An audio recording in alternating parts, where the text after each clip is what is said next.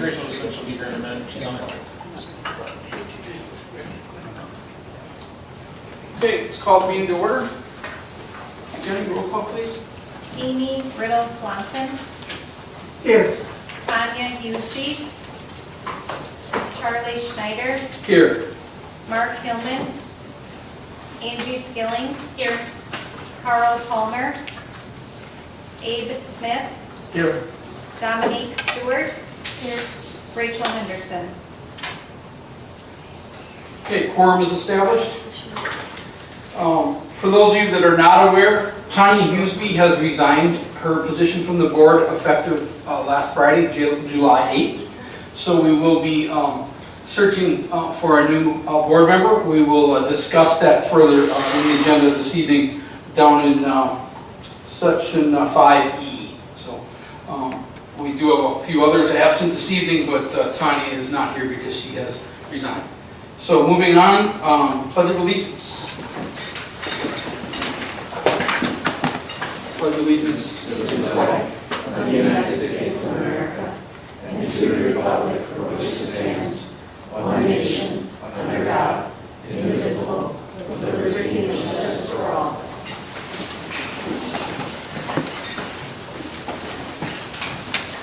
And our mission statement, the school district of the Menomonie area, by embracing the unique needs and using the strengths of our diverse community, is dedicated to preparing all students to become lifelong learners, caring individuals, and responsible citizens.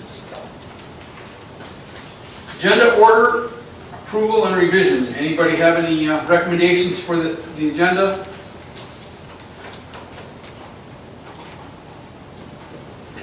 Hearing none, move on.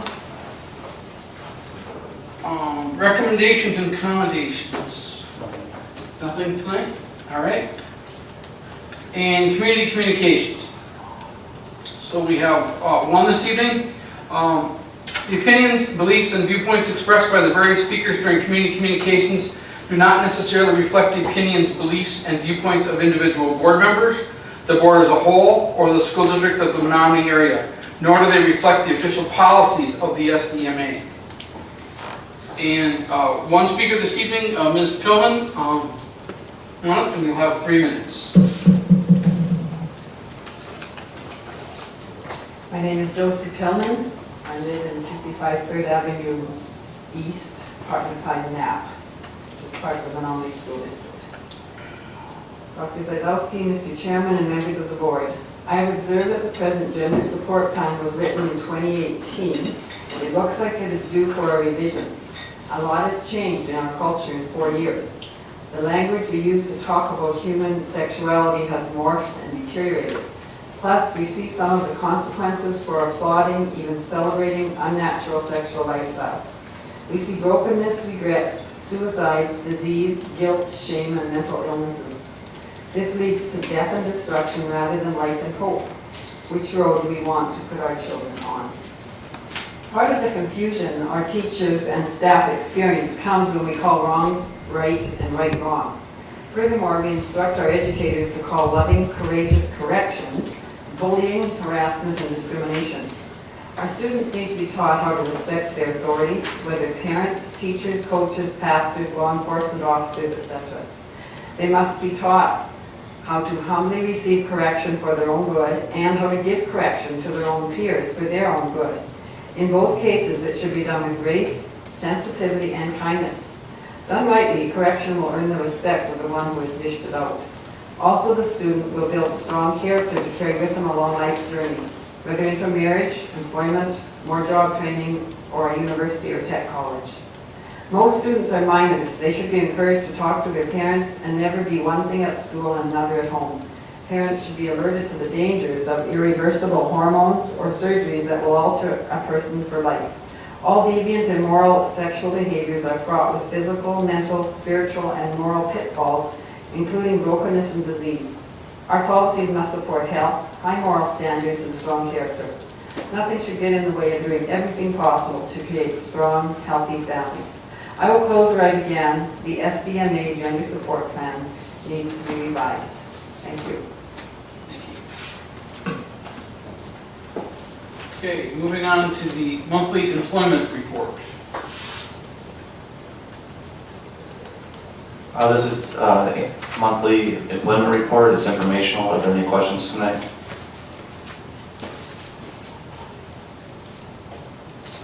Hearing none. On to the consent agenda. Action to approve the consent agenda. So moved, Dave Smith. Second. Motion by Abe, second by Dominique. Any discussion, questions?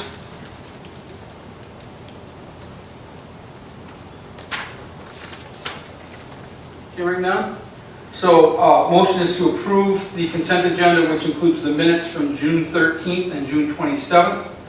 Financial reports, general fund checked in the amount of $1,874,084.38, and cash receipts in the amount of $317,070.86 for the month of June.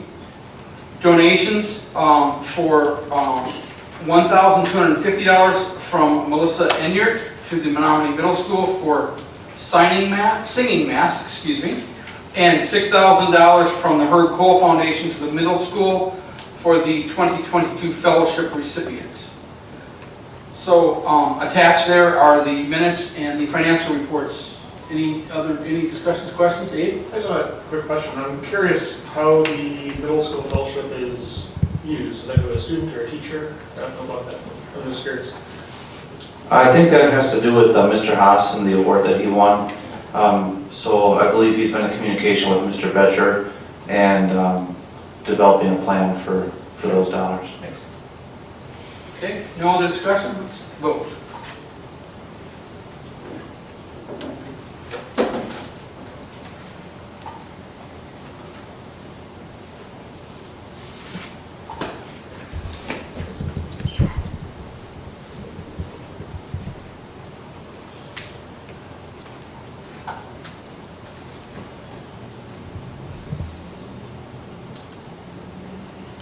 Okay, motion passes 6-0.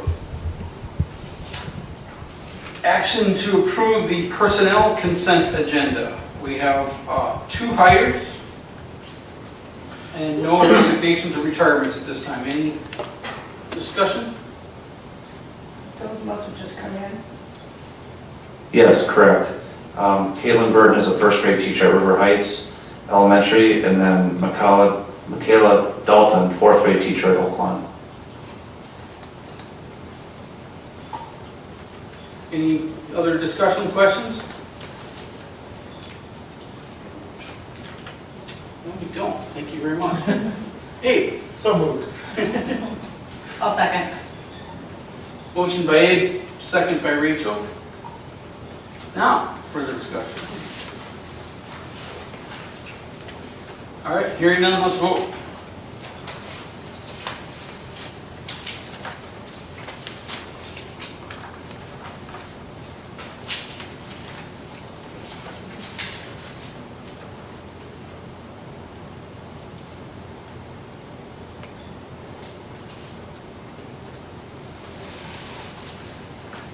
And that motion passes 6-0 as well.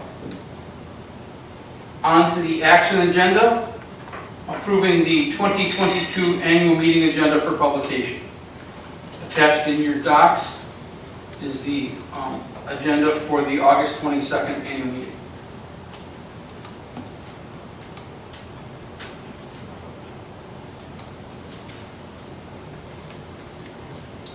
Entertain a motion there? So moved. I'll second. Rachel and Amy? I'd just like to point out to board members that this is the agenda based off of the recommendations from the Wisconsin Association of School Boards. There has been one slight change from the previous year, and I know we had a question at last year's annual meeting about the treasurer's report. The treasurer's report does not need to be approved at the annual meeting. I think Mrs. Bryce had brought that up. However, the treasurer's report and audit summary will be presented. But instead of having recommended actions to have the group approve it, we'll simply be presenting the treasurer's report and audit summary. The other change is number 12, other new business. I think in previous years, it simply stated other new business. It's recommended by the Wisconsin Association of School Boards to clarify that the annual meeting, the new business would be within the power and authority of the annual meeting. So that's a little bit of a change as well. Quick question about the treasurer's report. Does that mean that we would approve the audit summary at the subsequent meeting? No, it does not need to be approved, it just needs to be included in the information provided to the public. So Leah creates the treasurer's summary and it's included in the annual meeting packet.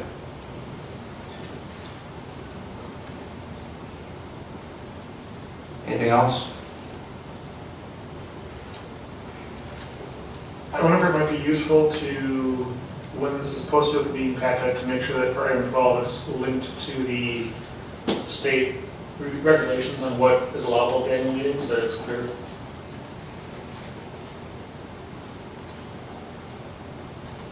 I'm happy to do what the board would like, so are you suggesting in the online posting of it that we have a link? Is that what you're suggesting, Dave? Yeah, essentially, so the phrase here is, may request information or be heard on any topic relative to the powers vesting in the annual meeting. I think that's, may not be clear to electors necessarily, so just making sure that there was a question last year about what is kind of in order versus out of order annual meeting, so just making sure that's linked somewhere people can reference it. Okay.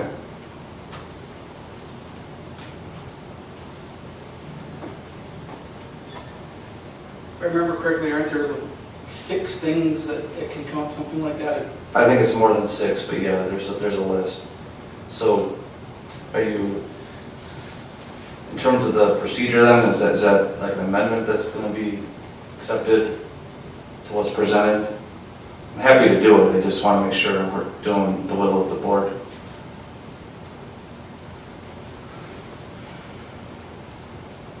Go ahead, Amy. I think the more transparency we have, the better. I think that kind of says what, those things are and what they can talk about, I guess, is important to the public. And I don't disagree, I just, we could publish the whole 50-page booklet, if we want maximum transparency. Do we want to, in all of our posting, do we want to list every single item or just put a link I think it's to the state sufficient. statute? I think it's sufficient to say, so it's relative to the powers vesting in the annual meeting, period. These powers are those as listed in, and then just list the statute number and perhaps a hyperlink. I think that's sufficient. That makes sense to me. So, Abe made the original motion, I believe. You want to amend your motion to include? And then, to add a sentence to that effect. Okay. Is that right? So we've amended the original motion to include a link to statute 120.10.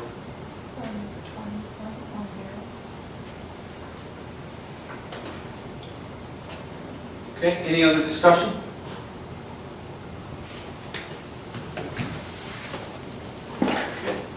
So,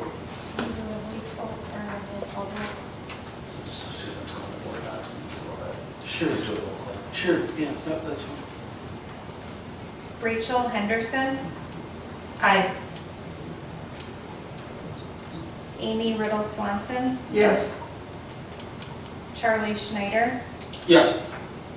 Angie Skillings, Yes. Abe Smith, Yes. Dominique Stewart, Yes. Okay, motion passes 6-0. Moving on to item 4B, the approving SDMA Education for Employment Plan. I so move. I'll second that. Motion by Amy, second by Angie. Brian Seguin and Ryan Sterry made a nice presentation to the board earlier this summer, and I believe they answered the questions that board members had. So unless there's any other questions tonight, it's recommended that the board approve the plan. Are there any changes to this from what we saw a few weeks ago? It didn't,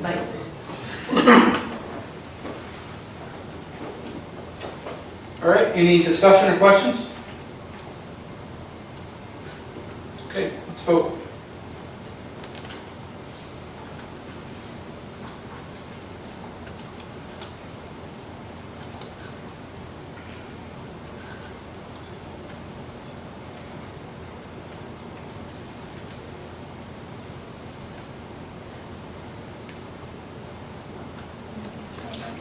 I got an error.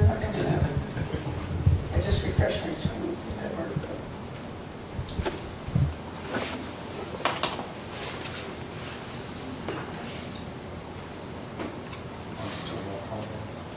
That didn't work, no?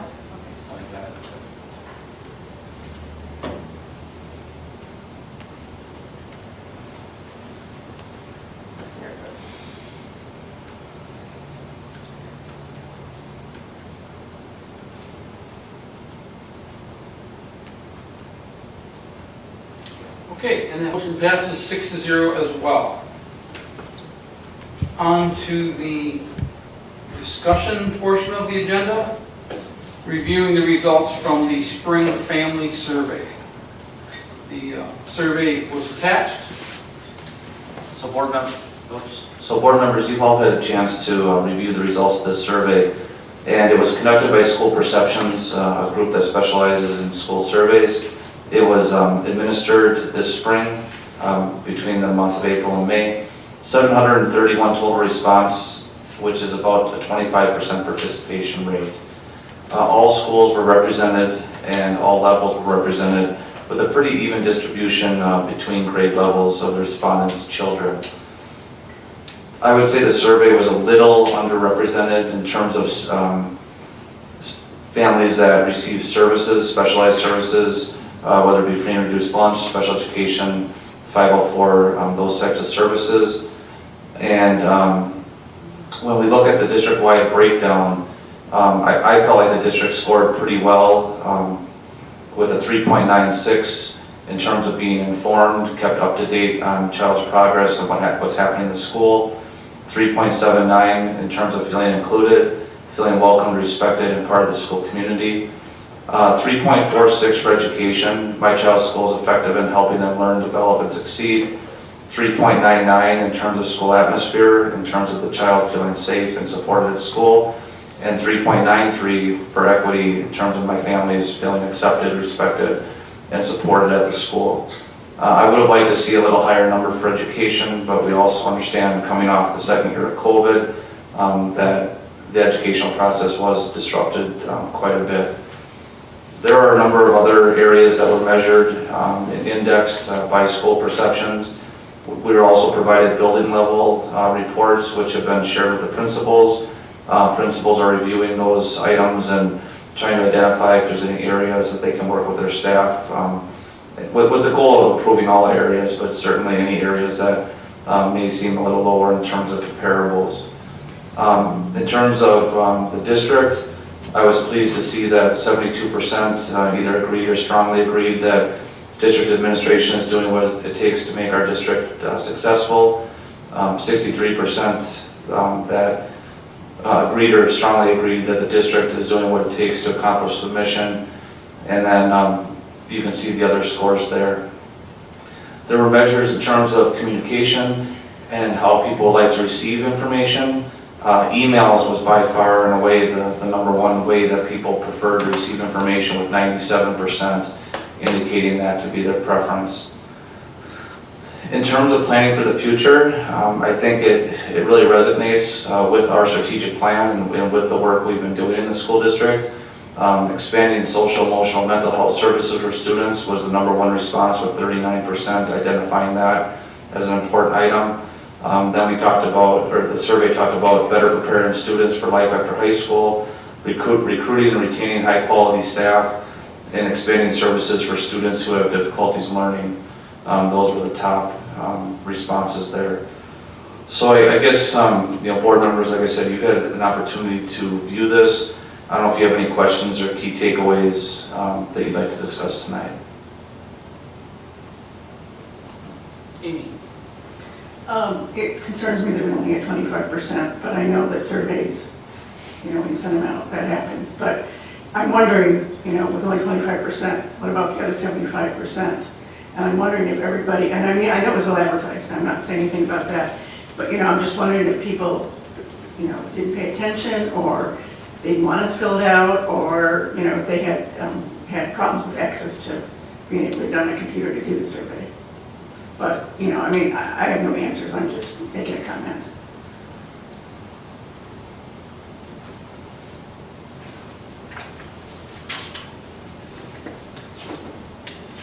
When it comes to, oh, sorry. Okay, when it comes to the breakdowns in services received and demographics, it would be helpful to see those compared to like that, how those percentages break down across the school as a whole. In other words, are ELL students well represented in this survey based on their proportion, their percentage in the school? And I guess I wonder if you know off the top of your head any information about that, and or if you could compare those numbers. Yeah, like I mentioned, I do think that there's groups that are underrepresented. I mean, if you look at the free and reduced lunch identified at 15%, our district is triple that, you know, or more. Same with special education. So I do think there are groups that are underrepresented for sure. And then the same with demographics. Curious to know.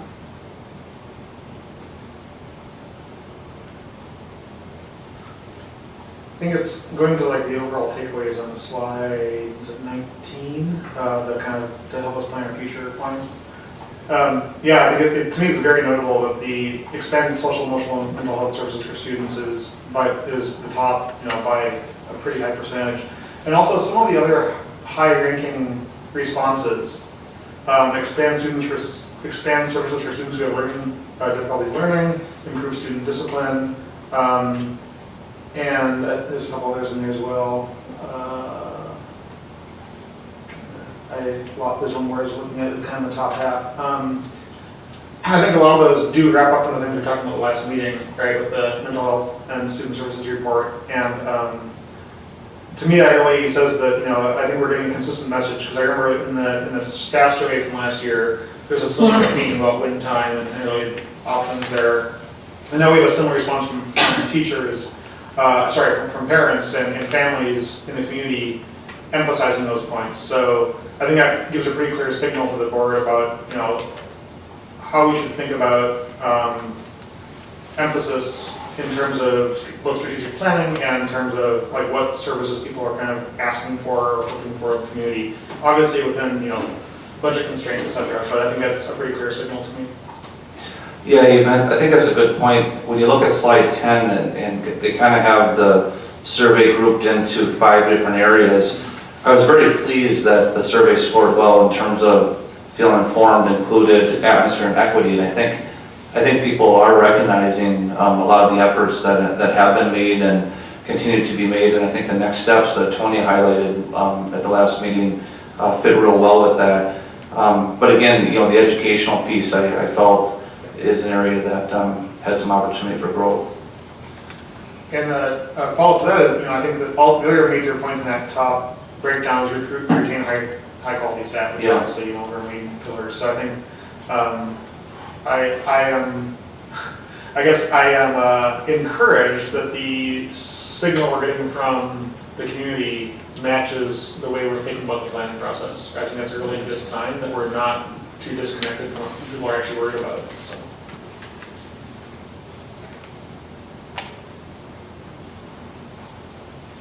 Any other discussion?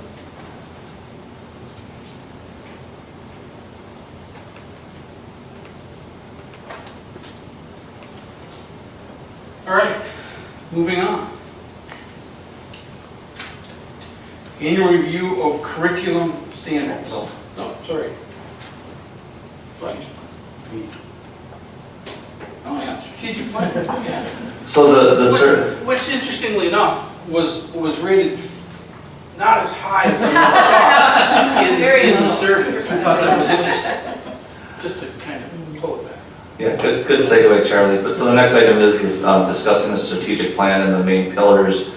And I think from my perspective, the survey, like we just got to talking about, I think echoes and reflects pretty well that our efforts are pretty well aligned with the needs and expectations of our community. And from my perspective, I don't necessarily see any major changes, and I know the board has said that along the way here at the last couple meetings.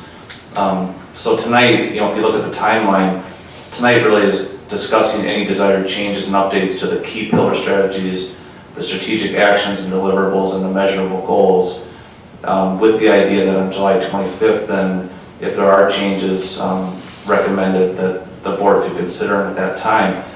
So when we look at it as an administrative team and we look at what's already been accomplished on the plan and what's left to accomplish, I think what's left is still pretty well aligned with what we hear in the survey and what we see in our schools. But I'm very interested to hear if the board has any further direction on changes you would like to the strategic plan.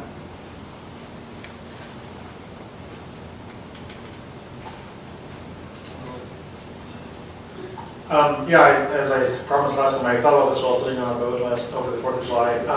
I found the pillar strategies, I think I'm still quite happy with them, and the strategic action deliverables is also quite solid. I think there's maybe a couple adjustments to make the measurable goals, but it's also, these measurable goals are from 2019 and prior.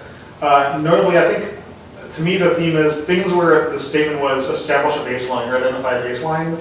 Now we can start to, I know the baselines have been difficult over the COVID years, but now we can kind of take whatever baseline we have and start trying to actually act to improve that. So to me, it's kind of taking the measurable goals and cranking them up one ratchet, right, as we go. But beyond that, I think the pillars and deliverables is still quite sound. If I could suggest, the lead team will be meeting tomorrow, and if you'd like, we could look at the measurable goals and bring back for the 25th some recommendations on perhaps how those measurable goals could be modified based on the pandemic experience and based on what we're seeing in the schools and what we're hearing through the survey. That seems like a great plan to me. And I also just want to echo, I think what we're learned from this parent survey and what we learned from the staff information we had saw months ago, like really reinforced the idea that the pillars are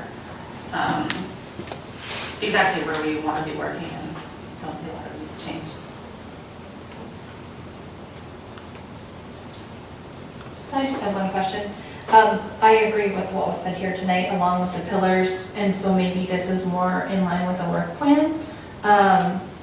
One of the things that I've said all along is that I'd like to see us celebrating all of the positive and the good things that we are doing as a school district and disseminating that information to the community in a more wide, broad way, so that because I don't think people know all of the great things that you guys are doing as a district. So along with the Pillar 4 parent and community partnerships, I mean, all of the things on this were crossed off, but I feel like that would be something that we can add. I don't know if that is in line with the work plan or this, but that was just one of my comments that I would really like to see us focus on and do, not to give any one of you guys more work, but. No, Angie, I think that's really well timed, and I think that the communications from the district became so heavy in terms of the pandemic that things like school crossings and things like, monthly messages celebrating, I think those things kind of got left in the dust. I think recommitting to those, I used to write a school crossings column every month, and very rarely did those columns focus on operational. It was more, mission-based and those types of things. I think that could be a good opportunity, and if it's acceptable to you, I think that's another thing the lead team and I could talk about tomorrow. Because you're right, Pillar 4 is, other than measurable goals, the actions deliverable by the end of the plan are pretty much all accomplished. Yeah. So that would make perfect sense to me.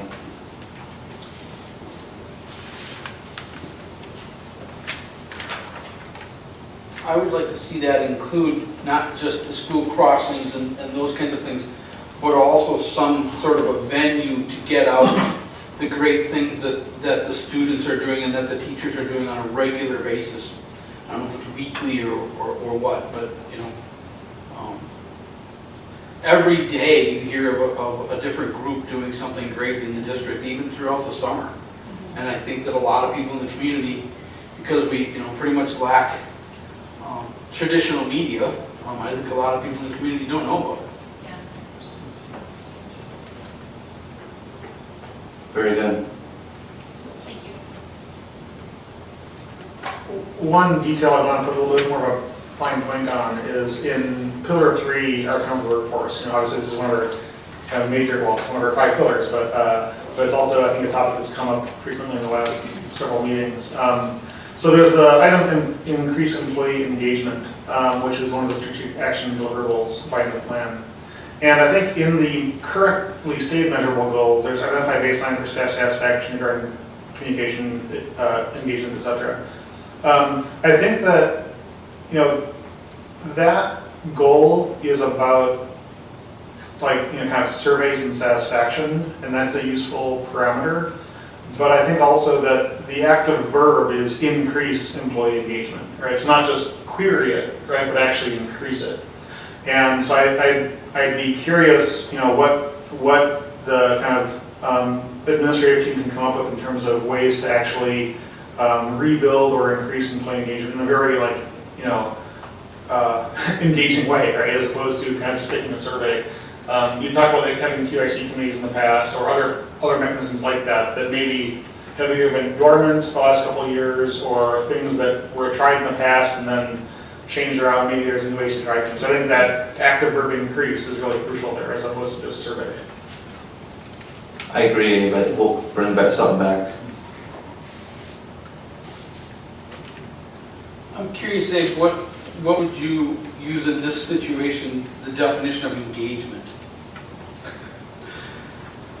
That's a good question. I think that is, in some sense, the deepest question, right? From conversations I've had, I think, and you know, I don't want to get into any particular, like, you know, particular HR details or anything, but I think that there's situations where people felt that they could have contributed in new creative ways, but felt that there wasn't the flexibility to do so, or they couldn't build a team to do so, or maybe kind of an idea sort of dissipated without being heard or even attempted. Now, again, I'm speaking very vaguely on purpose, right? But I think the goal of this sort of verb, you know, this sort of statement, increase employee engagement, is to find ways that people can be creative in small groups and feel that they have a chance to experiment with new ideas, both in the classroom and the organization of their, you know, both their classes and their extra activities in a way that both improves their workflow and helps the working environment, right, as a whole. So I'm being very vague, you know, intentionally, but I think that really making sure that when ideas arise from the bubble up from the bottom up, from the classroom, from the teachers, from the paras, that they can actually be tried and acted on, you know, quickly and get some kind of feedback. So. I think the intent behind this item in the strategic plan was to take a measurement with the school perception survey and also have the 3-year cycle. So ideally, we all know that this fall we'll be doing an engagement survey. Ideally, you would see that growth. Now, I think the pandemic and so many other changes are going to impact those results. But it's not just the query, like you mentioned, Abe, that's important here. Like last time, when the results come forward, each at the district level, at the department level, and at the building level, our administrative team members will then be creating action plans for each of those levels at the department, building, and district to respond to what is shared in the survey. So I think that in itself, that process is probably the most important piece. Some of the specific situations I think you were alluding to, those, I think we could talk about some of those things too, but those are kind of individualized situations. But I think in terms of the district as a whole, I think that's a really good plan that we have, and I think you'll be pleased with the results as we move forward with it. I think you'll be pretty impressed with the detail in the report of the school perception survey. I just want to add kind of along the lines of what you asked him, as far as engagement or recognition strategies, like things like team building, creative ways to get together when you guys are doing your teachers and service days, like a pep rally, and recognizing, again, in line with celebrating all of the positive things we're doing, because there are different buildings and different buildings are doing different things and they can learn from each other, and by bringing everybody together and celebrating those, I think it will help people to be more team-oriented and cohesive. But I think that along with that, that would increase engagement and afford people the opportunity to get to know other people and be able to reach out and make the district more team-oriented. Any other discussion?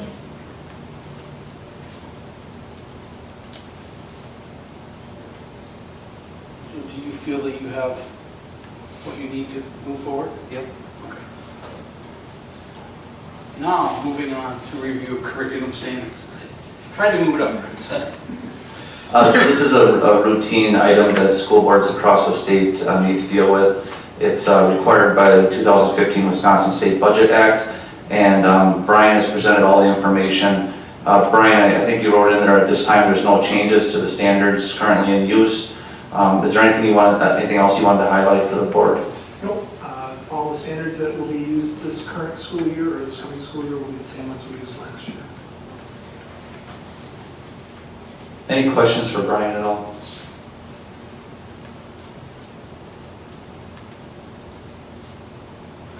Okay. Moving on to the year-end budget transfers. This was last meeting, or the meeting before we saw this. This is the first time we're talking about the budget transfers. Leah has been working very hard in the business office, and this year is more complicated than any year that I can remember, with all of the ESSER money and all the different new funding mechanisms that have come forward with the pandemic.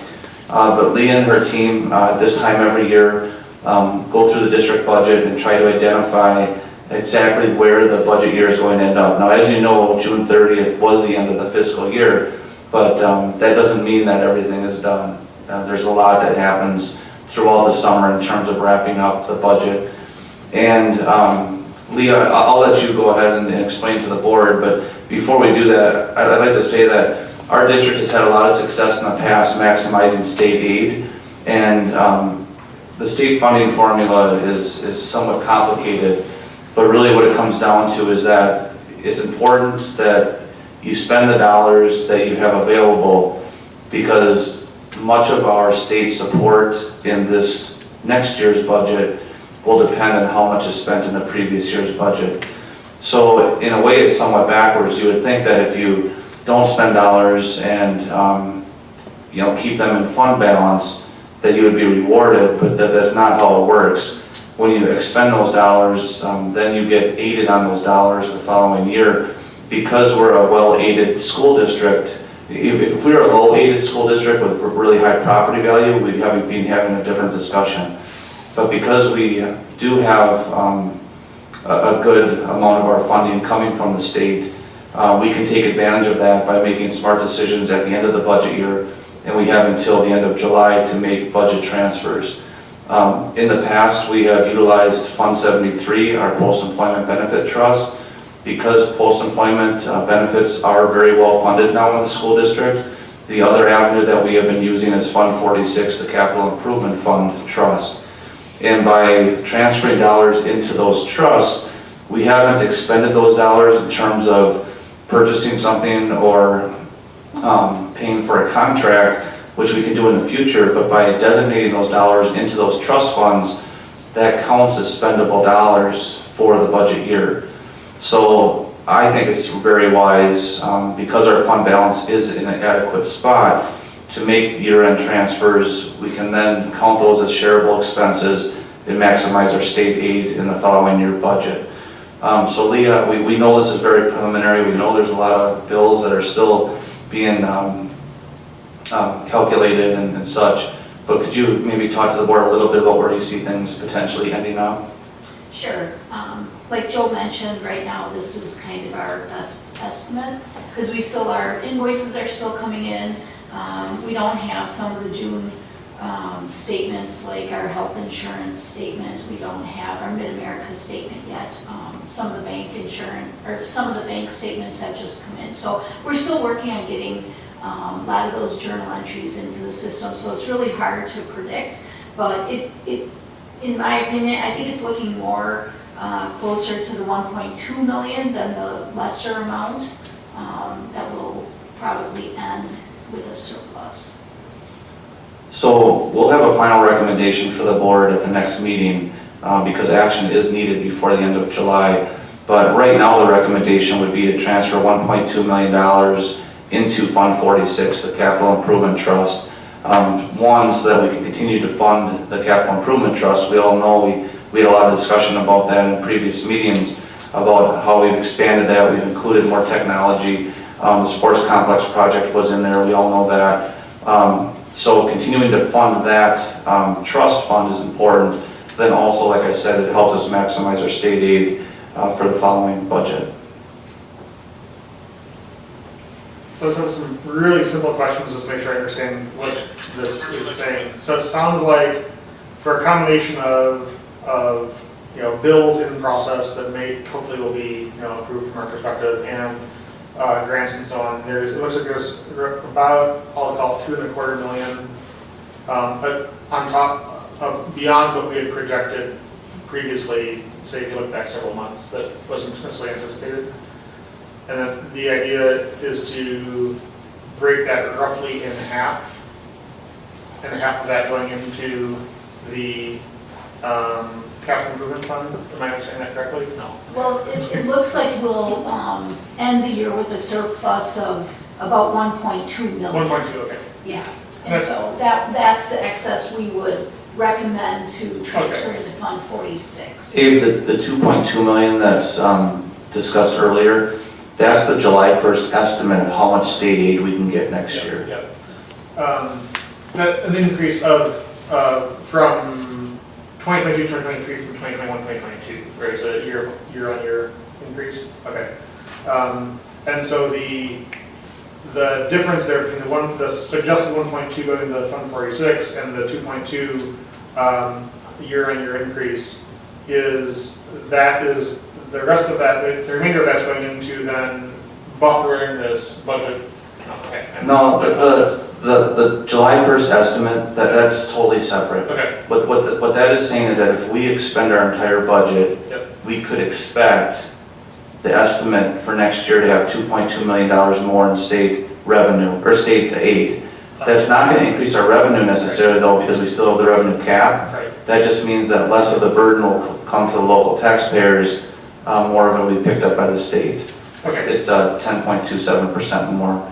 Thank you for the clarification. That makes more sense now. Now, the other option is to not transfer, and let's just say that we do end up $1.2 million of more revenue than expenditures.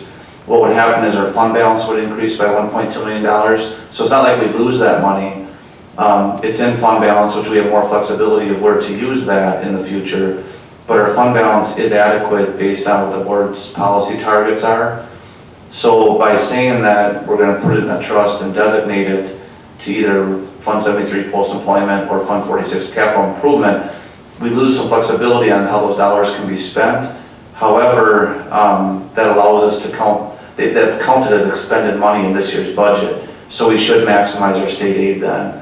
Whereas if we just put it in the fund balance, we've reduced our spending this budget year, which means that our state aid will go down. We won't maximize our state aid for the following year.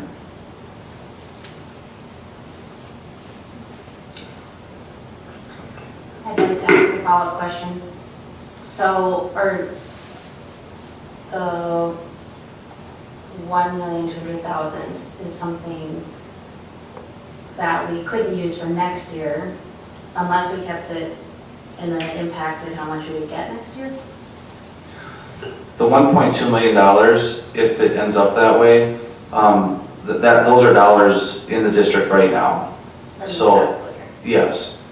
And what we're saying is that if we transfer those dollars into a trust fund, it counts as spending them this year. If we don't transfer them, then we did not spend them, so we do not get the state aid on those dollars.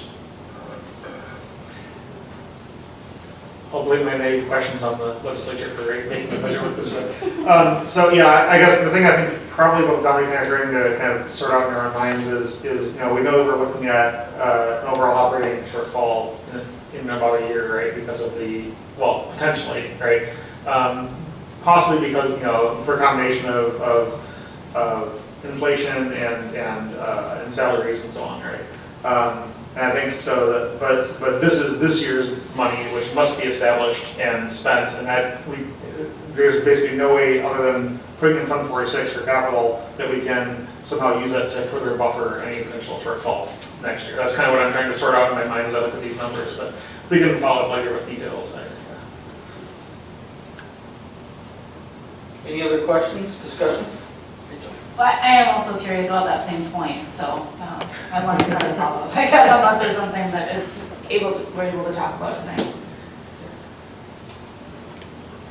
So regarding the, as far as like transferring that 1.2 million, or, up to 1.2 million, is like, I think, I echo the point Abe just made in terms of like knowing that they were a couple of years out from, potential fiscal cliff, like, is there any other way to use that allows the district to have more of a buffer when the time comes? I think you were saying that so much better than me. Did I? My recommendation would be to transfer it into Fund 46, the Capital Improvement Fund, because no matter what happens at the state level, we have 7 schools, the Administrative Service Center. We have a number of facilities with building and facility needs that are not going away. I mean, we have them mapped out for 30 years. We have technology needs in our capital improvement plan that, unless we're not going to provide computers to our students and staff, we know that we're going to have those expenses. So whether we save for those and pay for them out of Fund 46, or whether we don't save for them, the need is still going to be there. We do not know what the next state budget is going to be. We are concerned of the state's fiscal cliff. We do think it's very possible that schools may be cutting in the future. Certainly hope not.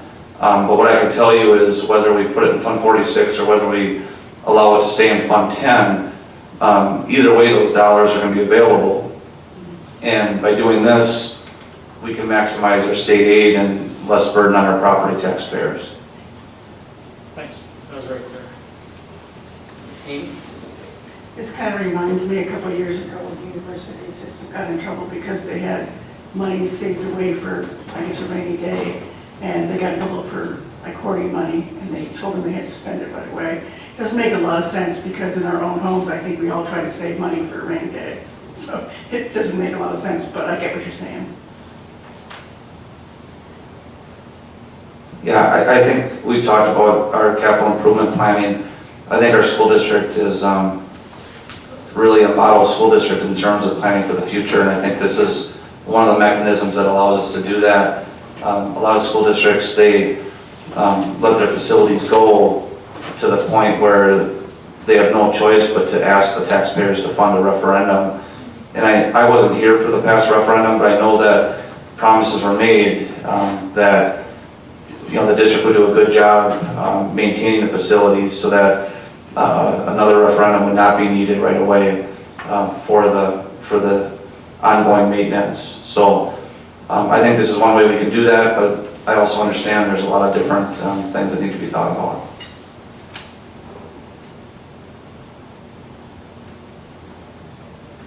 Any last comments? Thought you were reaching for the mic there. All right. Moving on to next meeting dates. So have the next meeting dates listed there: July 25, August 8, August 22. Remember the annual meeting on August 22 as well as a special meeting. And then attached in your board docs is a timeline for replacing Tanya. So if you all, I don't know if you've had a chance to review that or not, but yeah, Yeah, why don't you want to? Yeah, you probably haven't had much of a chance to review it because we just worked on it today after getting Tanya's notification over the long weekend. So what I did is I went back to 2018. That's the last time that the board needed to replace a board member who had resigned. And trying to use a similar process, and also by consulting with board policy 133. So what's recommended is that we would post the vacancy tomorrow. And what that means is that a notice would go out and any interested electors would be allowed to submit a letter of application to the district. From there, those letters of application would be shared with the board on July 25th. During the July 25th meeting, the board could go to closed session and review those applications and decide how to move forward from there. Last time the board had the situation, the board reviewed applications, took some votes, narrowed it down to 2 people, and the board was deadlocked, so there ended up being a random draw to decide how the board would appoint that person. There's a more detailed process listed in the policy. The goal is to try to fill the vacancy within 60 days, especially with the start of the school year coming up on September 1st, the annual meeting's coming up on August 22nd. I would suggest that the board try to fill the vacancy as soon as possible. We also have been in contact with the Dunn County News. We would also post in the Dunn County News. It would not be published until next Wednesday, but we would have it on our website and at the different buildings prior to that as well. So, yeah, the board policy is 60 days. Looks like this is more like, depending on when we think the resignation is effective, I assume tonight. The resignation was effective on July 8th. On July 8th, okay. So then this is essentially a 30-day or 31-day timeline.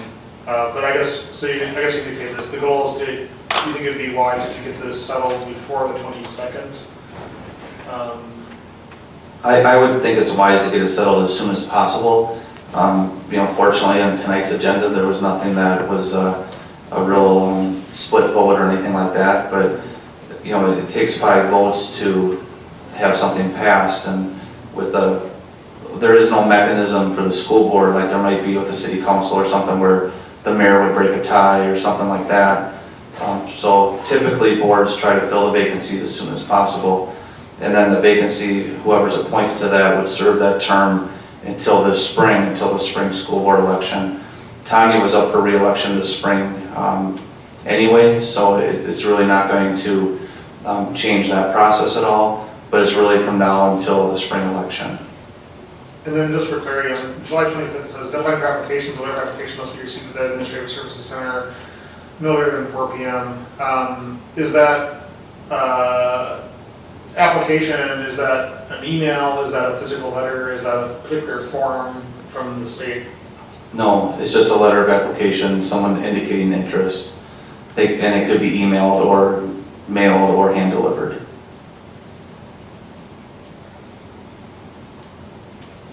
Is it possible to post on my website too? Yes, Okay. I already said that earlier. I did. Okay, sorry. That's okay. The policy mentions the qualified elector filing a board-approved application. Does that just mean like us approving the, I'm just concerned about not concerned, but it might be interesting to get a bajillion different forms of what an application looks like to people. Is there a form? There is no form. In the past, it's just been someone writing a letter expressing their interest, and then people can choose what they would like to share in terms of why they would like to be on the board. Some people choose to share a lot, some people do not share very much. And in some cases, sometimes it can be difficult to find someone to fill the vacancy as well.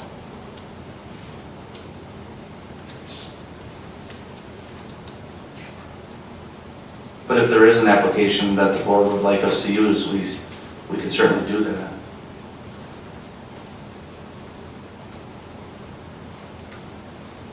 It also discusses in the policy the board having the right to interview the people as well, which I think, from my point of view, would be even more useful than an application, or could be anyway, potentially.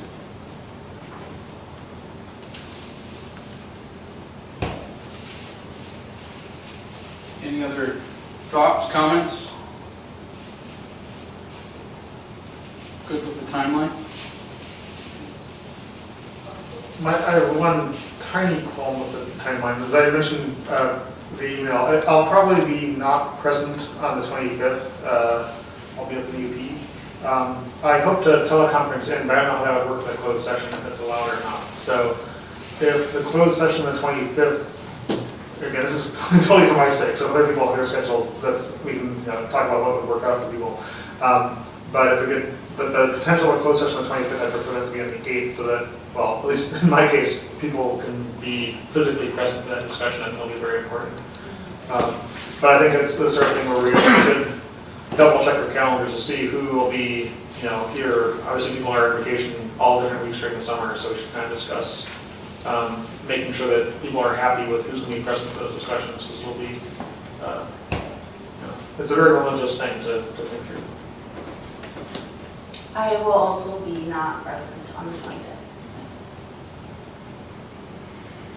Yeah, I mean, I think it just makes a lot of sense to make sure that any vote, or anything we're scheduling that where we could potentially be voting, we'd be maximizing the number of members present. I'm not going anywhere. Me either. I mean, is it something that we could potentially have, like, when are you guys leaving, we could have a separate meeting just so that you can look and address that, since it's a closed session meeting? Or not? I think any action would be taken in open session, but I can understand the desire to be part of the discussion in closed, and it's not recommended that board members participate in closed session remotely, so I can understand that concern. And if the board would like us to back this up to the 8th, or try to find a date that would work.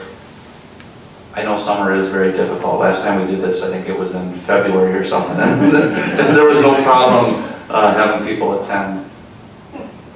So like I said, I just base this on the timeline of the previous one, so if the board would like to change it, by all means, I understand. Will you guys be here on the 8th? I know some calendars.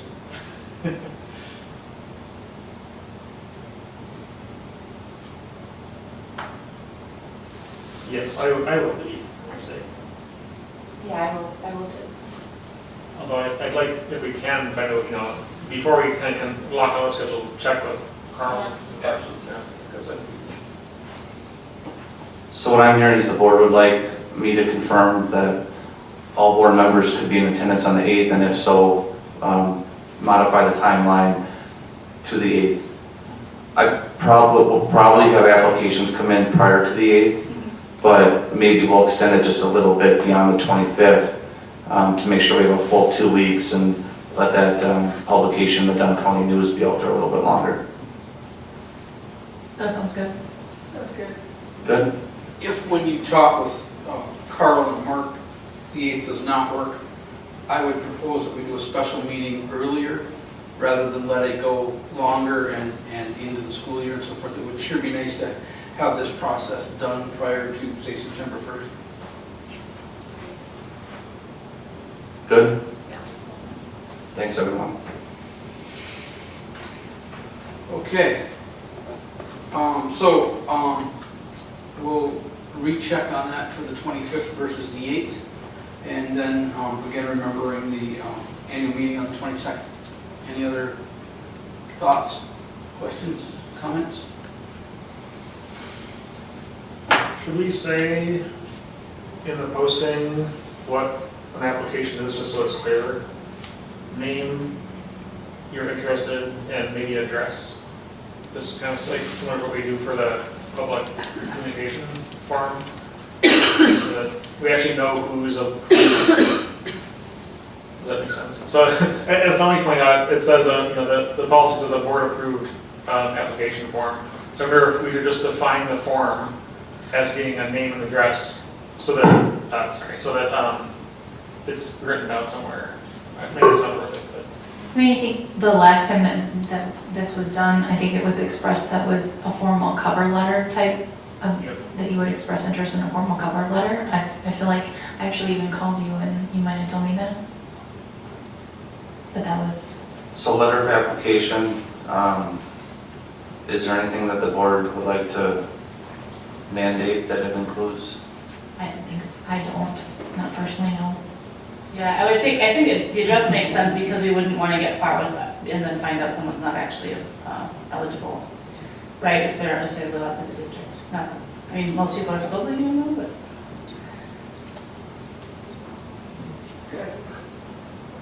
So address, anything else?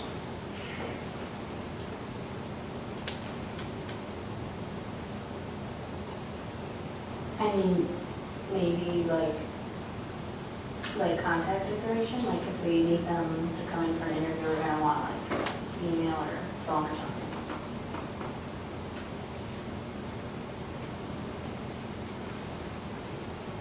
I hope after like, all this conversation, we get, tons of applicants.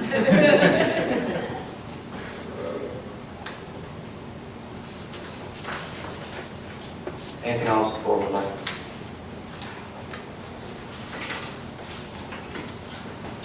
All right. I think it's somewhat ironic. I believe the last time the board went through this process, Tanya was appointed. Yeah. All right, I guess we would entertain a motion to adjourn. So moved. Second.